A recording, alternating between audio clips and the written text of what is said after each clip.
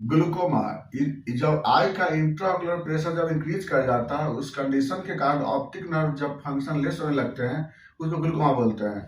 जैसे intraocular pressure, आई का जो अंदर का जो प्रेशर होता है उसको इंट्राऑक्यूलर प्रेशर बोलते हैं। इसको हम लोग IOP बोलते हैं। ये इंट्राऑक्यूलर प्रेशर कितने होते हैं? ये होते हैं 16 ± 5 mmHg बोलते हैं, यानी उसको 11 से लेकर के 21 mm बोलते हैं। तो जब किसी मरीज का 21 mm से ज्यादा जब प्रेशर हो जाता है आई के अंदर का, तो उसको लोग बोलते हैं ग्लूकोमा बोलते हैं।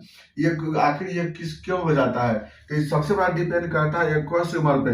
एक्वस ह्यूमर क्या है? यहाँ सिलियरी बॉडी होता है। सिलियरी बॉडी से जो होता है ना फ्लूइड बनता है ट्रांसपेरेंट, इसको एक्वस ह्यूमर बोलते हैं। वो एक्वस ह्यूमर यहाँ से बन करके और इस प्यूपिल के माध्यम से होते हुए और ये आइरिस के बीच में यहाँ पे मेसवर के स्ट्रक्चर होते हैं, जहाँ स्क्लेम कैनाल होते हैं, वहां से रिऑब्जर्व हो जाते हैं।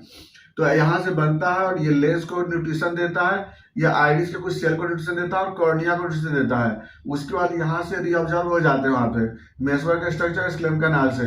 लेकिन क्या होता क्या है, किसी कारण से जो एक्वस ह्यूमर का जब अमाउंट बढ़ने लगता है तो उस कंडीशन को हम लोग क्या बोलते हैं, उसकी वजह से IOP बढ़ जाता है, उसको हम लोग ग्लूकोमा बोलते हैं। अभी ये क्या होता है, दो तरह का होता है, प्राइमरी और सेकेंडरी। प्राइमरी भी होता है, दो वैरायटीज के होते हैं, एक होता है क्लोज एंगल ग्लूकोमा, एक होता है ओपन एंगल ग्लूकोमा।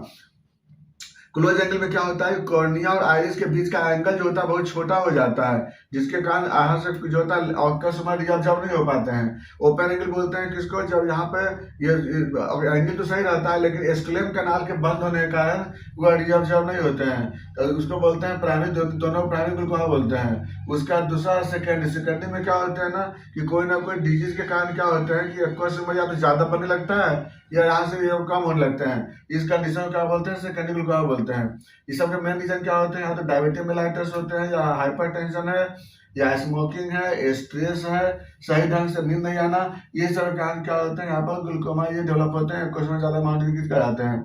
अब क्या होता है, इसके कारण क्या होगा, जब इसका प्रेशर बढ़ेगा तो यहाँ पर ऑप्टिक नर्व प्रेशर बनेगा, जिस कारण विजन का प्रॉब्लम होगा, ब्लड विजन होंगे, स्कैटर विजन होते हैं, हेडेक होते हैं, आई एक होते हैं, बल्जिंग ऑफ आई हो जाएंगे, और इसमें हेडेक फॉरहेड होते हैं। तो ये सब ग्लूकोमा की पहचान होती है। इसके लिए क्या करते हैं, या तो हम लोग टोनोमेट्री टेस्ट होते हैं जिसकी वजह से जांच करके देख लेते हैं, या IUSG होते हैं उसकी वजह से जांच करके देख लेते हैं कि आंख का कितना प्रेशर होता है, और उसकी वजह से फिर हम लोग उस ढंग से फिर हम लोग पेशेंट का ट्रीटमेंट करते हैं। सर्जरी में इसका क्या होता है कि टेबुलोटोमी करते हैं, यहाँ पर टेबुलोटोमी, या फिर यहाँ पर आयरेक्टोमी करते हैं, यहाँ से हम लोग इसको ओपन करते हैं। लेकिन इसके लिए जो होता है ना, होम्योपैथी में कुछ ऐसे मेडिसिन होते हैं, जैसे अर्निका है, एपिसमेल है, कलकरिया फ्लोर है, कलकरिया कार्ब होते हैं, नेट्रामेर होते हैं, कालीमेर होते हैं। लेकिन डिपेंड करता है कॉज पे।